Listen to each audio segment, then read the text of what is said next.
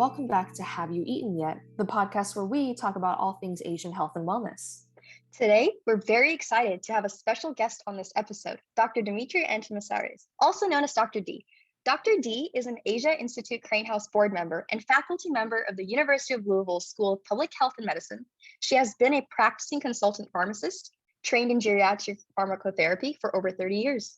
Her experience, both personal and professional, recognizes the challenges of the AICH Peer Health and Wellness storefront is trying to overcome.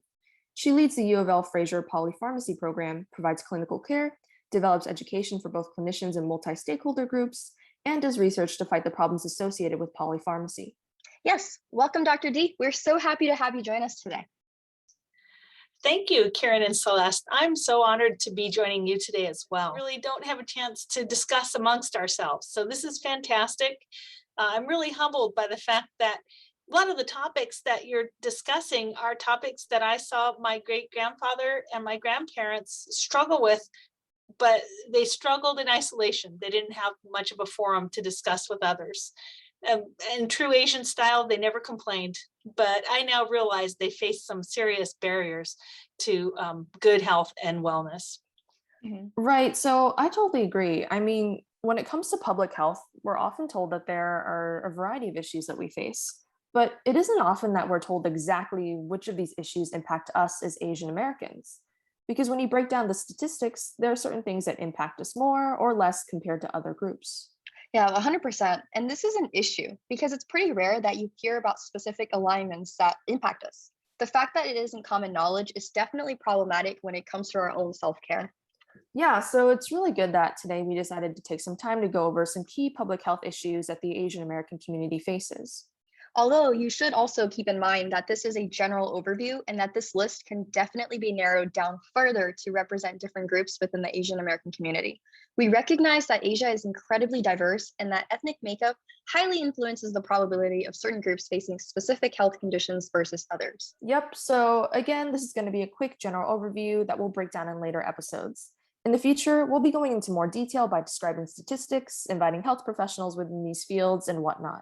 I'm excited to hear more about some of these statistics and diving a little deeper into the details, but it is important to go over the general categories of concerns that we as AAPI members should be thinking about. Yes, I'm super excited to have you here, having Dr. D here, because this is going to be such a wonderful asset to our conversation, and I feel like we're going to learn a lot today. Yeah, and I can't wait to hear more of her expertise and experiences. So to make this easy, we'll go over our list from lowest to highest in ranks. This by no means indicates that some issues are less important than others, but based on statistics ran by the CDC, these are how they are currently ordered. All right, so let's get into the countdown. So at number 5, we have diabetes. So to get a general overview of the condition, diabetes is a chronic condition that affects how your body turns food into energy.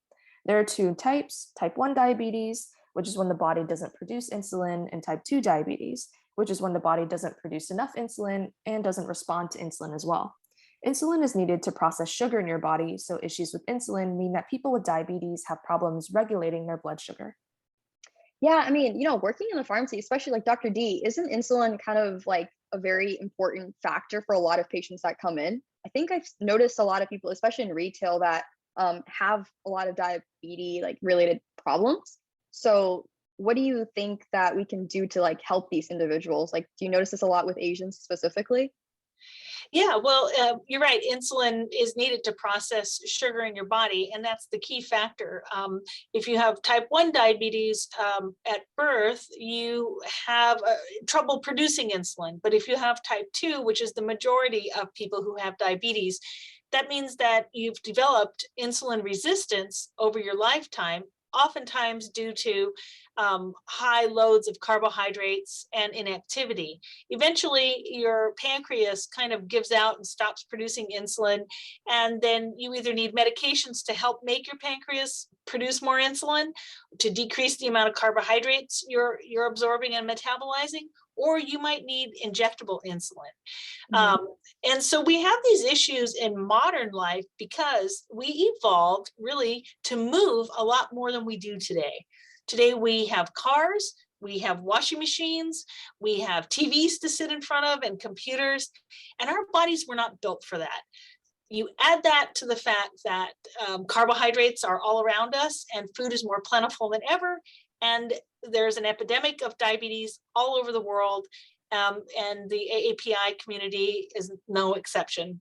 Okay, so with AAPI community, how can we take better steps, like specifically for our communities? Yeah, when it comes to diabetes, the tricky part for the AAPI community is that we tend to have diabetes without obesity. And that fools and tricks a lot of the healthcare providers into thinking, oh, you've got normal weight, you must be fine.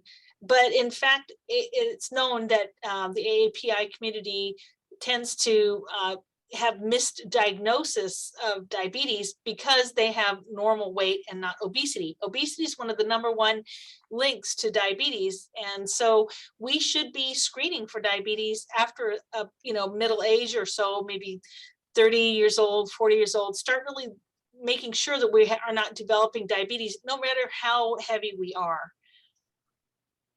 I definitely agree. This conversation actually reminds me of something that I saw on social media, which I didn't think about before, but they were talking about sort of the bubble tea craze and how popular it's gotten, especially among the Asian American population, and how for many of them, they drink this every day, they drink it very often, and they drink it in large quantities. But when we really think about it, bubble tea has a lot of sugar content. And that's something A that, ton. Sorry. yeah. And that isn't something that we talk about ever because it's become so popular as a drink and kind of like a staple drink, especially among the youth. But this could definitely cause big problems for us down the line. Yeah, right. Yeah, everybody kind of talks about, oh, if you stop drinking, Cokes and sodas and pop, that it helps you avoid diabetes. But yeah, bubble teas and are loaded with sugar. The other thing is, rice and noodles are a staple of our diet. And part of that is, meat is more of a garnish in Asian cuisine. It's not the main dish. And that means that we eat a lot of carbohydrates in general. I'd like to point out one more thing about diabetes. As we exercise, when we contract our muscles, we actually make our muscles take in glucose. So the reason that exercise goes along with helping or improves diabetic care is that it makes your body burn sugar. The sugar goes into your muscles and gets metabolized, and therefore it can't hang around in your blood and cause diabetes. So when we're saying that the combination of sitting in front of a monitor, sitting in front of a TV, not moving, causes diabetes, it's both what you eat and the lack of movement that makes diabetes a real epidemic. Yeah, for sure. I mean, I noticed that a lot with my grandma, honestly. She has a lot of issues related to diabetes. And if you pair that with her not being able to move around as much, I think it gets a lot worse. Like sometimes at night, she breaks down sweat. And it gets really bad, but it's also really hard for her to walk around without the support of me or my mom. So it's really difficult when you're struggling with this. So yeah, especially if you're older and the lack of mobility really makes it hard. So you really kind of want to prevent from getting to that point when you're older, and it happens, you don't really know it's happening to you. One of the signs of early diabetes is having to urinate a lot, having to go to the bathroom a lot, more than usual. I know we drink a lot of water throughout the day, especially in hot weather. But if you find that when you're not drinking a lot of water and you still have to go to the bathroom more than usual, it could be that there's what we call sugar spilling into the urine, and then that makes you want to go more. So that's one of the signs: thirst and urination. Oh, those are definitely really good things to consider and be mindful of. I've always considered diabetes and high blood sugar to be very sneaky, especially for us, because I think that, like you said, we can't always see the signs up front. And so it's definitely good to have all these things in mind. Oh yeah, it's super sneaky. Well, speaking of sneaky things, there's another thing that's super on the other side, but it's also very important. And it's at number 4 on the CDC list. It's unintentional injuries. So unintentional injuries is a really broad category that can include a lot of things, from vehicle crashes, falls, fires and burns, drowning, and even poisoning. Right. So when Kieran and I were first kind of discussing this category, we were talking about Asian work culture, and especially the culture among Asian Americans and immigrants, and how, our community works really hard all the time. And oftentimes, just like we've mentioned before, they don't want to complain about, the work they're doing, about any injuries they might attain. And so we were talking about how unintentional injuries may be a huge problem for the AAPI community because we often don't talk about the pain that we go through. Oh yeah, for sure. I mean, like my dad, so he owned a restaurant when I was younger, and the amount of times like, someone would accidentally slice their finger or like do like these things was just it was crazy. But we never really got to address it because it's like this drive of okay, it doesn't matter. We have to get right back up and then we have to start working again. So I think Yep. unintentional injuries, especially in our community, are often very like they occur so much, but we don't get to address them because we're in such a fast-paced culture. So, Dr. D, as a pharmacist and public health researcher, how do you think that this has impacted? Have you noticed this as well, or Yeah, things I like that? absolutely have. I think you guys are spot on. The API community, first of all, has a very high percentage of first generation immigrants, and they work really hard. They will work several jobs at once. They're not just, sitting in an office and then driving in an air conditioned car home. And so that makes you more vulnerable to accidents, to burns, like you said, cutting yourself, and other problems. The other reason I think that unintentional injuries is a bit of a high-ranking issue in the AAPI community is lack of access to healthcare. So if somebody does have an injury, sometimes they'll just not get it treated, and that makes you more vulnerable for another injury coming up. The other thing is you notice that drowning is on there. In general, this is a generalization. In general, in Asia, people don't learn how to swim when they're young. Mhm. So you can see how drowning might pose a threat as well. Right. Those are all good things to consider, especially the lack of access to healthcare. I mean, I can't tell you how many times I've known somebody, who got injured. And when I asked them, oh, like, do you need to go to the clinic? Do you need to go to the emergency room for that? And it might be something like actually like slicing their finger off or something like Mhm. that. And they say, no, like, I don't have the money for that. I don't have the insurance for that. So I'll just, put a band aid on it and we'll move on. It is very common, isn't it, in the AAPI community? And like, let's say you do cut your hand, really severely, and you don't get it looked at, and maybe you do some nerve damage. That sets you up to cut your hand again because you can't Mhm. feel, what you're doing, even after it heals. Yeah. So, I yeah. think another thing is like, so my mom, she cut her finger recently. She was cooking and she like the knife, she just, I guess, cowed down and boom, it like got her finger and it was really bad. But in her mind, it was fine. She's like, no, I'm good, I'm good. But I literally had to force her. I had to like have a very like quick yelling type of conversation, like, no, we have to get this checked out. Because I think I've noticed that my parents all these years have been so lenient with themselves. But as I've gotten older, I've realized that a lot of these things that they do are not good. And Yeah. as someone that like as their child that watches, I feel like you pick up on the same mannerisms. So now it's kind of Yes. scary, having like a younger sibling watch them be so lenient with themselves because that makes them more lenient with their own self. Yeah, So they say that there's a saying that you learn your healthcare. It's a scientifically mhm, based saying from your parents. yeah. So if your parents have a certain culture, it's highly uncommon in API communities to complain about health. You Mhm, might complain to your immediate family, but you always put on a brave face. And typically, the parents do not complain to the children. The parents may be having serious problems, but the children have no idea. Um, and when it comes to injuries, like we said, if not only do you have workforce exposure, but then you have this kind of culture of not complaining, and then these unintentional injuries can turn into catastrophic problems. Absolutely. I can't help but think of sort of the pressure to keep working that mhm, I Yes. think the AAPI community faces both internally and externally, right? I think we set up a lot of this pressure for ourselves and just saying, we have to work, we have to succeed. But I also think about the model minority myth and how much mhm, that affects us. Oh, And, definitely. that external pressure of other people expecting us to be better, to succeed and to keep going without, getting held back. I can't help but think, that also affects us and our wanting to just keep going without complaining. I think that's why this podcast is really, really important.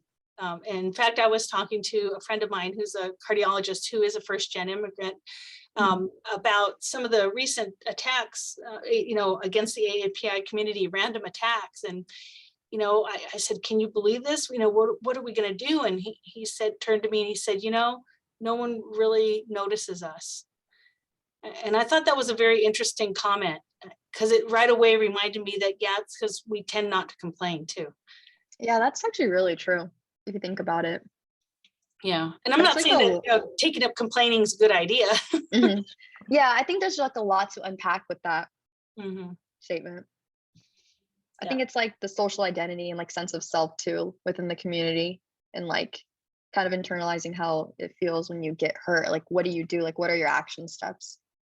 And so, And that might, indeed relate back to these injuries. So, if you are working really hard, and like you said, Celeste, there's this drive to work and drive to provide for your family, that even if you're not feeling right, you may not seek help. And if you're not feeling right and you don't seek help, then you'll have an accident.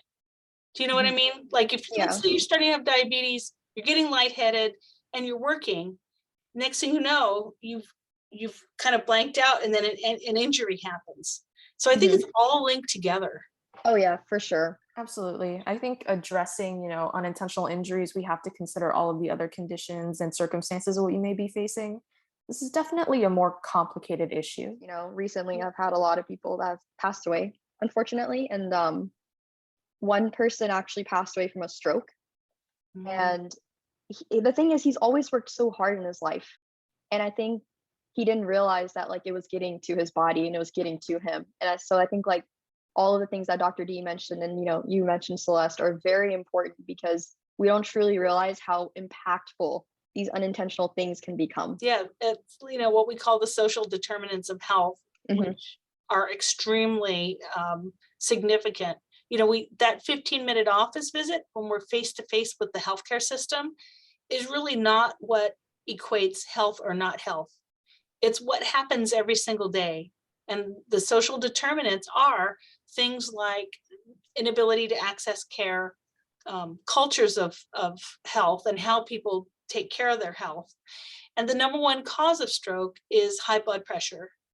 High blood pressure is a silent killer. People don't know they have it, especially busy, hardworking people, until they wake up one day with a stroke.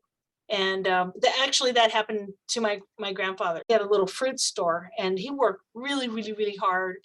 And just, I'll never forget, one day he woke up and he could not walk. He was paralyzed on one half of his body, and he had high blood pressure, and didn't really, you know, take good care of it because he was busy trying to provide for everybody. It's actually really interesting that both of you bring up stroke because that's actually number 3 on our list. So, just for a general overview, a stroke happens when there's a loss of blood flow to a part of the brain, which often happens because of a blockage or blood vessel burst. The lack of blood and oxygen reaching the brain is brain damage. And like you guys have said, I feel already that, the discussions we've had about the AAPI community, working so hard, not complaining, having all of this stress can definitely contribute to having a stroke. Yeah, not accessing preventive care. It's not part of our culture. Usually in the AAPI cultural tradition is you seek help when you feel sick, whereas preventive care is the key to managing blood pressure and preventing stroke. So, Dr. D, I have a question about stroke. What are some early signs to where you can start kind of detecting I'm more likely to have a stroke, like I'm more prone, I guess, to have it, especially if you're in the Asian community? What kind of advice or signs would you say important Yeah, to like recognize? yeah. We mentioned earlier that hypertension or high blood pressure is kind of, they call it the silent killer because there aren't a lot of signs. But sometimes people have headaches. They feel pressure behind their eyes. Sometimes that can be a sign. The other thing is stroke is a result of heart disease. So you've got blood pressure, but you've also got like cholesterol buildup in your arteries and your veins, and that's what comes dislodged during high blood pressure and throws a clot up to your brain. That causes the blockage. The other kind of stroke is a blood vessel burst and you get a bleed, and that's high blood pressure related as well. But signs of cardiovascular disease, or buildup of cholesterol and plaques in the arteries and veins, include shortness of breath, lightheadedness, headaches as well, chest pain you've heard of. And anybody who's had what they call a deep vein thrombosis or clot inside of their limbs, like their legs or their arms, that's a sign that you could have a stroke, similarly in the brain. So the problem is that it's hard to know whether you're at risk for a stroke, but those are some of the signs. If you have shortness of breath due to cardiovascular disease, or signs of high blood pressure like headache and pressure behind the eyes. But again, high blood pressure can be totally symptomless. And so that's why it's really important to find out what your blood pressure is. So would, let's say like mental health be a factor involved as well, like depression? Yes, absolutely. So, I think there are a number of reasons why high blood pressure is very common in the AAPI community. And one of it is our practice of not complaining and kind of working really hard, which can lead to a lot of anxiety and stress, which in turn can cause depression and lack of sleep. All of these things contribute to what in the end could be a stroke. Self-care is super important. I feel like we have this culture of where we glamorize work. Some people, I feel like they find like pleasure in knowing they're working this hard. And I think they forget that they're also unintentionally causing themselves to like have mental health problems and all of this pressure to do like well. And I think TikTok culture has also added to that.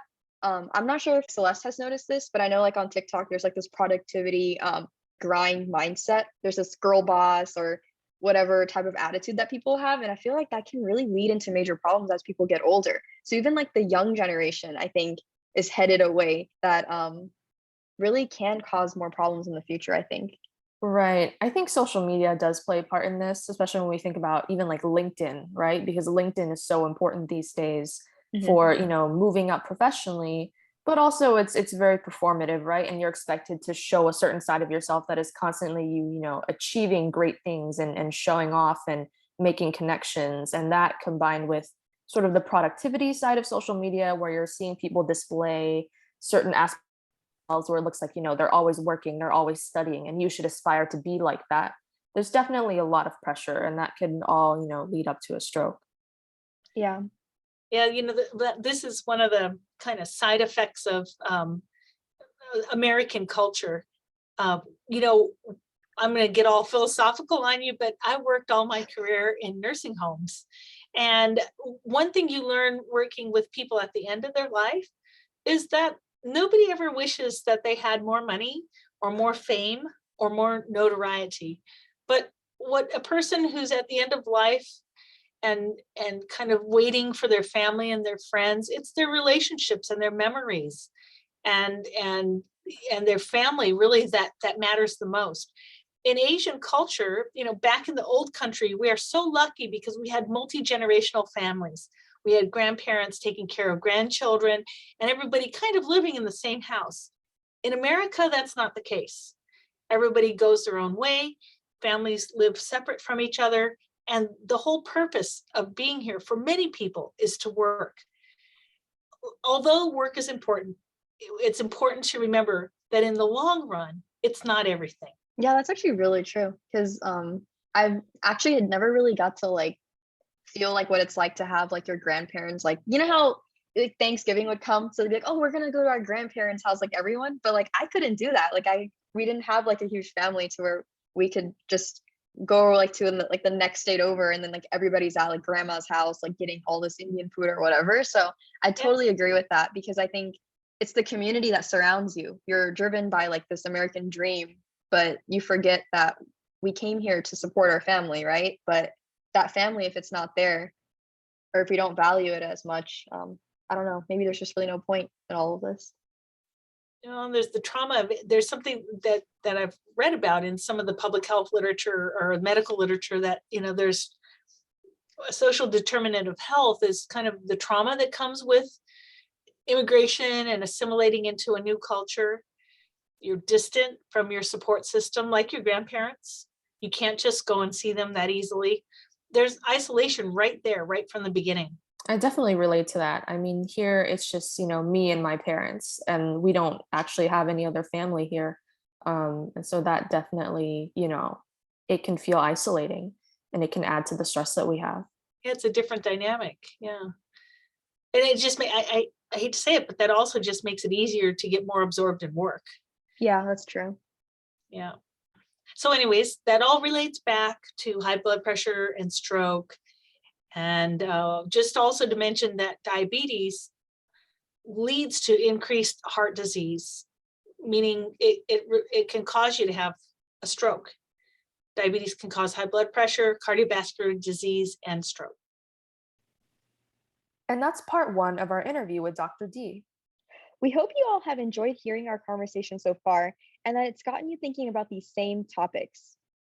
Next time, we'll be diving into the top 2 issues the AAPI community faces. We have a lot more interesting ideas coming, so stay tuned. All right, now for the question of the hour. Celeste, have you eaten yet? I have. I had this curry chicken with egg and cucumber, which is surprisingly, I think, similar to what I had last time. Kiran, have you eaten yet? Yeah, can you guess what I had? Was it fast food again? Perhaps. I know you too well. It's fine dining, fine cuisine. It was Taco Bell. Taco Bell. We Yeah. love classic Taco Bell. No, Taco Bell, it was so good. I had to hide my nachos from my little brother though. He always tries to steal them. But it was good. I would too. I love nachos. Yeah. All right, but I hope everybody has also eaten today and staying well fed. So stay healthy, take care of yourselves, and we'll see you guys next time. Bye. Bye-bye.